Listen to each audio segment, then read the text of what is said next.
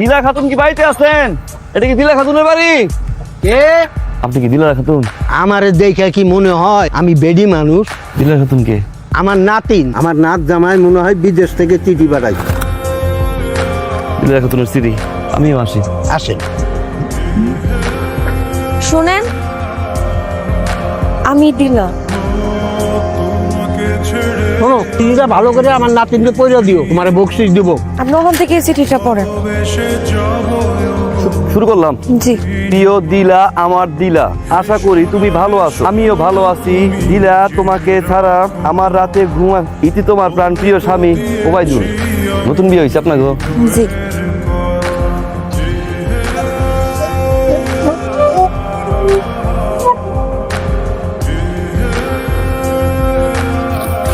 দিলা খাতুন কি বাড়িতে আছেন? যে আপনি নাকি চিঠি লিখবেন? যে আমি তো মুকুল ভাড়া আইতে গেছিলাম, উনি কোথায়? অনেক অসুস্থ, বলেন। গোলাপ ফুলের শুভেচ্ছা নিয়ে পরে আমি আর আমার নানা যান, আমরা দুইজনই সুস্থ আছি। আশা রাখি আপনিও নিশ্চিত সুস্থ আছেন। চিঠিটা কালকের মধ্যে পৌঁছাই দিন।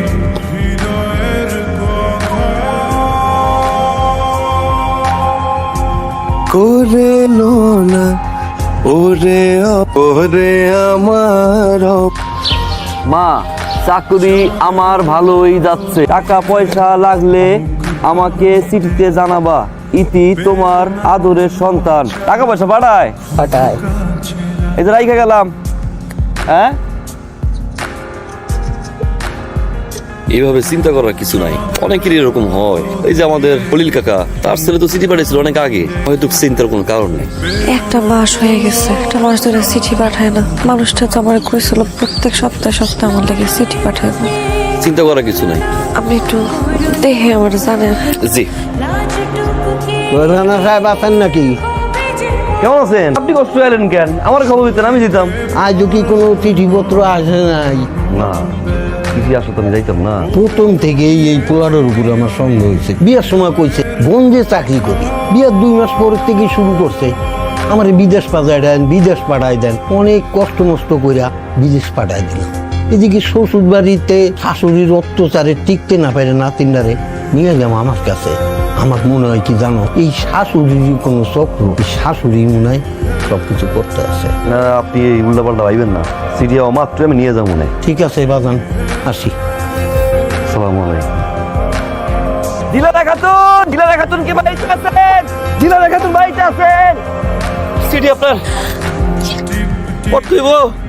প্রিয় দিলা, এতদিন চিঠি পাঠাইতে না পেরে আমি খুবই মর্মাহত।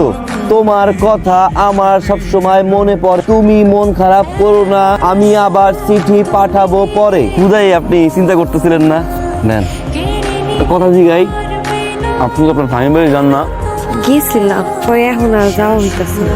আসলে শাশুড়ি আর ননদ আমারে একটু অপছন্দ করে, তো সবার অমতে বিয়া করছে। তো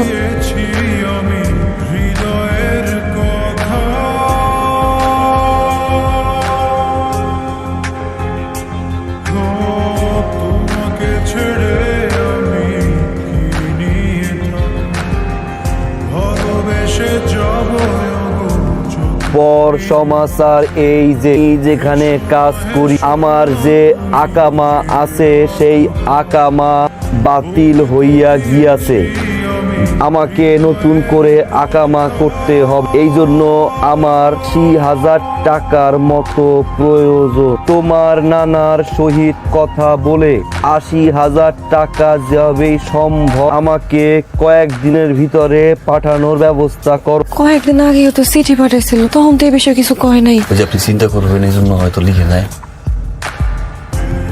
ছোটবেলায় তোর বাবা মা মারা গেছে, পেনশনের টাকা পয়সা উড়াইয়া তোর বিয়ে শাদী দিলাম। শ্বশুর বাড়ি গিয়া সুখে শান্তিতে সংসার করবি। শ্বশুর শাশুড়ি ননদের অত্যাচার সেখানেও টিকতে পারবি। তোরে আমি আমার কাছে নিয়ে আসলাম, আমায় কইলো বিদেশ যাই। জমি জিরাত যা ছিল সব বেচা কুচা বিদেশ পাঠাইল।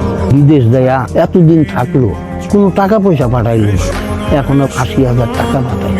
এই টাকা আমি কই পাই? আমাদের যে ভিটা জমিটা আছে সেটা বন্ধক রাখতে চাইছে, 80,000 টাকা। সেই টাকার বন্দোবস্ত করতেছে। আপনি কোনো রকম দুশ্চিন্তা করবেন না, টাকা যেভাবেই হোক আপনার কাছে পৌঁছে দেওয়া হবে। আপনাদের এই বাড়ির জমিনটা এটাই বিশেষ সম্ভব জি। বন্ধু দেওয়া যে ঠিক হইব, মানুষজন যে বিশ্বাস করা খুব কঠিন বিষয়। একটু ভাইবে দেখেন। বাবার দরকার এটা আমরা ভাব, সেটা একটু তাড়াতাড়ি পাঠিয়ে দিই।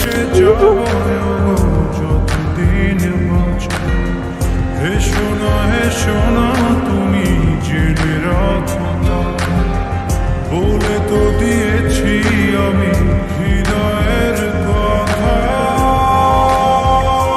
আপনি আমার নানা জানের শরীরটা খুব একটা ভালো না, কেমন কেমন জানি করতেছে। আমার মনে হয় নানা জানটা একটু ডাক্তারের কাছে নিয়ে যাইতে হবে। কাকু কি দেখলেন? উনি ভালো আছেন, সুস্থ হয়ে যাবেন। আমি কিছু ওষুধ লিখে দিচ্ছি। ওঠেন।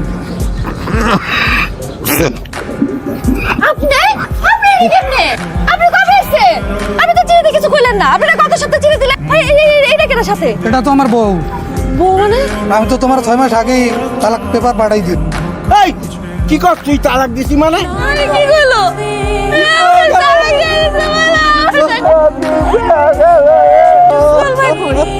সোহেল ভাই, সইতে পারবো না, দিলাপা আছেন নাকি বাড়িতে? আপনি দিলাপা না? সোহেল ভাই একটা চিঠি পাঠাইছে। আপনার স্বামীর তালাকের কাগজ আমি গত 6 মাস আগে হাতে পাই। এই কথাটা হয়তো আপনার অনেক আগে থেকেই বলা দরকার ছিল, কিন্তু কইতে পারি না, কারণ সাহসে কুলায় নাই। আমি সাহস করে কইতে পারতেছি না। আপনার স্বামী গত 1 বছরে মাত্র 2টা চিঠি দিচ্ছে, তার মধ্যে একটা হইলো মিথ্যা কথা কইয়া টাকা নেওয়ার ধান্দা, আর একটা তালাক নামা। এমন হয়তো ভাবতেছেন বাকি চিঠিগুলো কে দিচ্ছে। আপনার যখন চিঠি আসা বন্ধ হয়ে আপনি খাওয়া দাওয়া চাইরা দেন, তখন কেউ একজন দূর থেকে আপনার ভালো থাকার জন্য চিঠিগুলো লিখতো। আপনি একটু দাঁড়ান, আমি এখন আইতেছি। চিঠিগুলো লাগে, এই চিঠির কোনো মিল আছে না? কিছু দেখেন তো। তো 2 হাতের লেখা। তাহলে এতদিন কে কইতো নিজের যত্ন নেই, আমার হাসলে ভালো লাগে? কে দিত? এটা তো সোহেল ভাইয়ের লেখা। সে আমাদের বলতো সে একটা মেয়েকে ভালোবাসে, কিন্তু কোনোদিন তারা বলতে পারে নাই। উনি কই? তারা তো সবসময় অফিসে বসা দেখছি, মন খারাপ করে বসে আছে।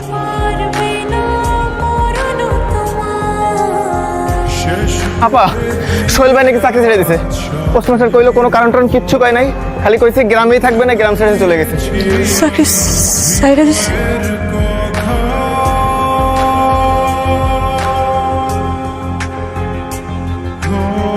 তোমাকে ছেড়ে আমি কি নিয়ে থাকবো? ভালোবেসে কি তাইলে তারে ছেড়ে পালাই গেছিলা? সে আমার ছেলে মনে গেছে।